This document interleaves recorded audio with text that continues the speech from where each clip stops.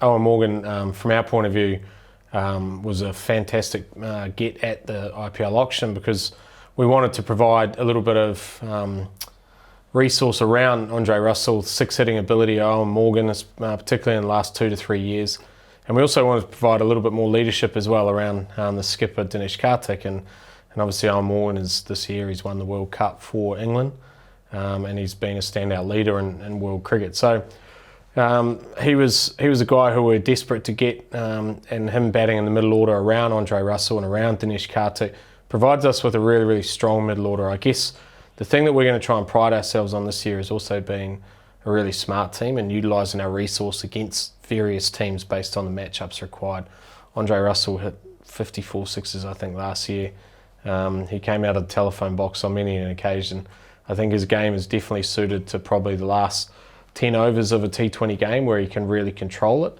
But there may be times where the matchups are right. We can enter Andre a little bit earlier up the order, but that'll be a horses for courses type approach. But the good thing is we've got lots of resource to be able to choose from.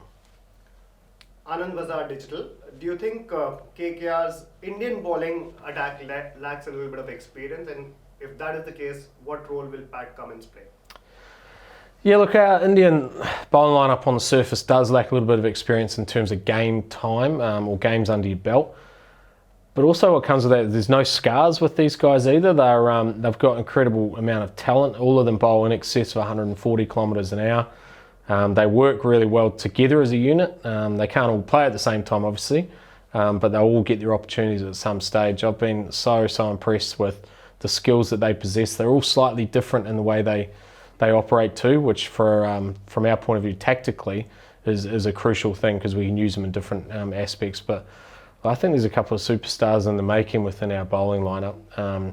Really important selection at the auction was obviously Pat Cummins. I thought he was the key buy when it comes to overseas bowlers, his pace, his experience, his leadership qualities.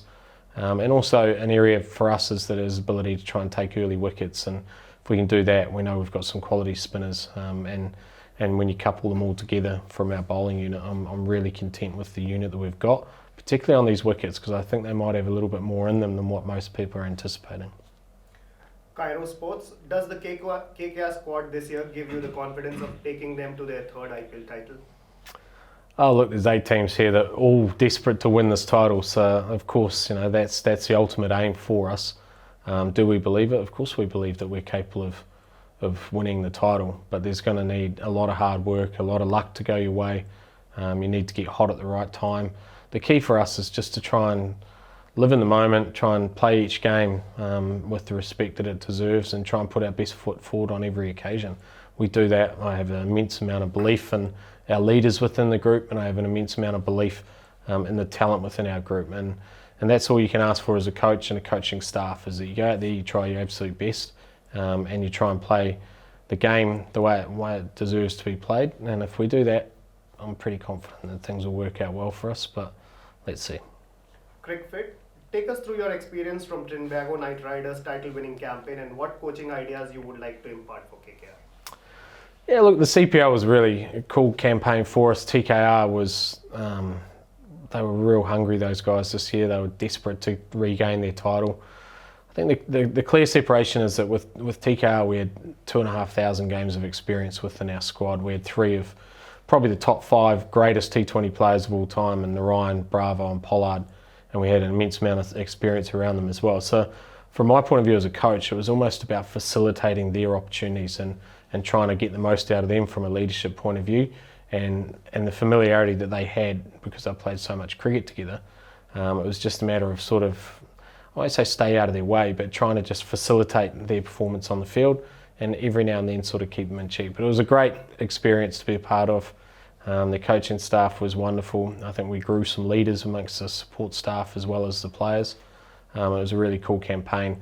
It'll differ slightly here because it's a slightly different makeup. We've got our top 4 experienced guys have played in excess of 250 games, and then the majority of the rest of the squad just lack a little bit of experience. But I'm not worried about that because I think the talent and the desire and the hunger makes up for the lack of experience anyway. And we'll try and mix our experience within our game day lineup. So it's a really fascinating challenge. There's lots of challenges for me as a coach to try and work with different captains and leaders as well. I'm looking forward to working with DK. I know him really well. I've played with him before and have an immense amount of respect for him, and I know he's really hungry to try and win a title for KKR and the people of Kolkata who have supported him in his role as captain and has also supported this team over many years. ABP Ananda Sandeep Sarkar, you set an example of aggressive batting with your blistering knock of 158 in the inaugural match of the very first IPL. Does that inning still makes you feel proud? Will you encourage your boys to play aggressive cricket the way you have played throughout your career?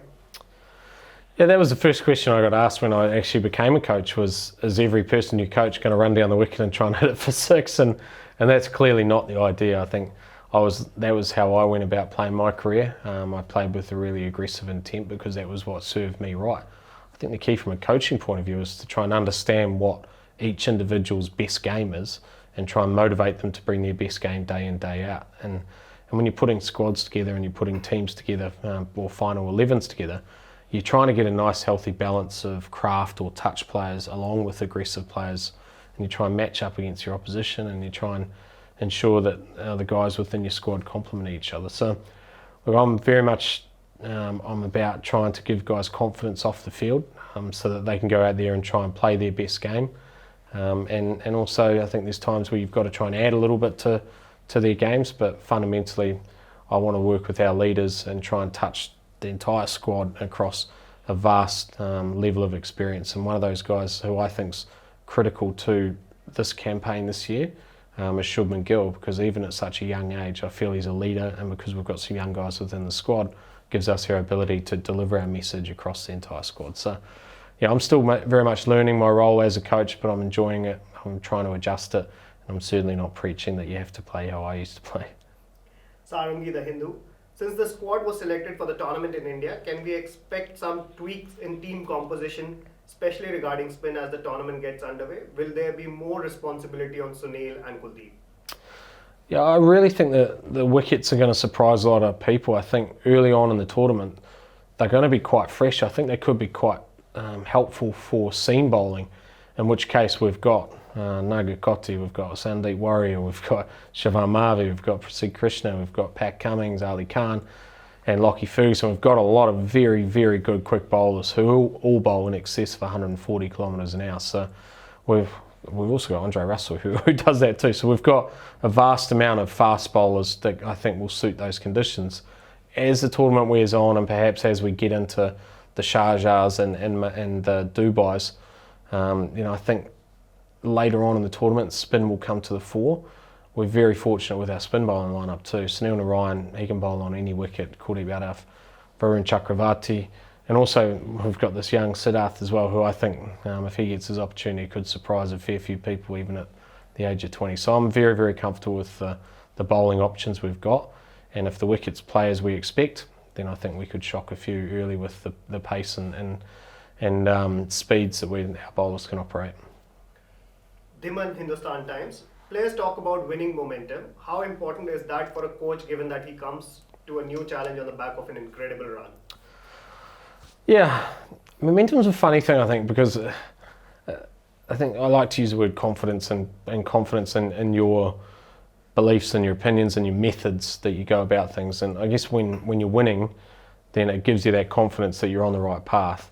I guess the real key is when you're going through a bit of a tough spell, when you might have lost a few games, is how strong you can still remain to those beliefs without being too stubborn in your views either. I think you've constantly got to be changing and playing what's in front of you. And I'm going to ask my team we're going to ask our team, shall I say, to play a very intelligent style of cricket, to be able to be flexible with some of our tactics and our beliefs. And I think from a coaching point of view and a coaching staff point of view, we also need to be flexible and to play an intelligent game off the field to give these guys the best chance on the field. Sayak Banerjee, The Telegraph. How would you analyse the growth of Eoin Morgan both as a captain and batsman over the last 5 years? Yeah, I think Eoin Morgan, if we look at his career, the last 4 years in particular, if we look at the first part, I think that was his apprenticeship. He was good at times on the international stage, and if his career had finished 4 or 5 years ago, I think everyone would have said he was a good player. I think what we've seen over the last 4 or 5 years is a player who has taken his belief in his game, and he's led a nation in England, and he's completely changed how that whole country plays their cricket, and he's got the ultimate success, which was winning a World Cup. I think now when you see him bat, he's completely free. I think he's content with his game. I think he understands his game, and he's playing the game which he probably wanted to play when he was younger, but maybe didn't have the confidence to do so. Now he's playing free. He's an incredibly dangerous player, and he's probably the best middle order batsman in the short version over the last couple of years. So we're very lucky to have him, and I think his relationship with DK throughout this campaign will give us a good opportunity to be able to be there late in the tournament. When you say, this is Neeru Bhatia from The Week, when you say Shubman will be given the leadership role, what is expected of him when it comes to the leadership role? And will he get more opportunities probably to bat up the order? Yeah, I think Shubman's better suited at the top of the order. I think he's a quality player, and especially if the wicket's going to be a little bit tricky early on against fast bowling, I think you want your players who have the best techniques and the best batsmanship and craft, and he's certainly one of those guys. And I see him batting at the top of the order for us throughout the campaign. From a leadership point of view, I'm really impressed with the way that he carries himself and the way that he plays the game. I feel he's got a bit of a presence about him even at a young age. Very respectful as well, which comes with that. But I think what I want to see the most out of him is just to grow in his own time, grow in his own space, but also take those around him who are still reasonably inexperienced and grow at the same rate that he's growing in his own career. If we can do that, then the experience we can get into these guys at a young age in pressure moments is going to be a very, very good thing for KKR this season. So he's got a big role. I know DK really respects him as a person and as a cricket brain as well.